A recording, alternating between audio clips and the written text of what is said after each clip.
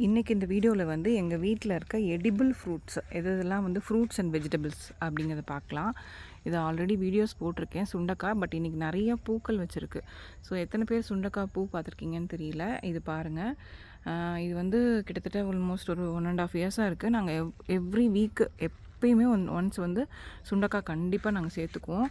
இதில் இருக்கிறத நாங்கள் வந்து வத்தல் கூட பண்ணியிருப்போம். ஏன்னா நிறையா காய் இருக்குது பாருங்கள். கொத்து கொத்தாக இங்கெல்லாம் பார்த்திங்கன்னா தெரியும், அவ்வளோ காய் இருக்குது. அதனால் இதெல்லாம் வந்து நாங்கள் வத்தல் பண்ணி இப்போ ஊருக்கெலாம் போனோன்னா எடுத்துகிட்டு போயிடுவோம். இது இல்லாமல் இன்னொன்று அந்த பக்கம் பார்த்திங்கன்னா கருவேப்பிலை இருக்குது. கருவேப்பிலை பார்த்திங்கன்னா ரொம்ப புஷ்ஷியாக இருக்கும். இதுவும் வந்து காய வச்சு நாங்கள் பொடி பண்ணி ஹேர் ஆயிலெலாம் பண்ணுவோம். இருங்க, வேறு ஃப்ரூட்ஸ் அண்ட் வெஜிடபிள்ஸ் காமிக்கிறேன். இந்த பிளான்ட் வந்து நிறைய பேருக்கு தெரிஞ்சுக்கிறதுக்கு வாய்ப்பு இல்லை, ஏன்னா இது நிறைய வீடியோ நான் போட்டதில்லை.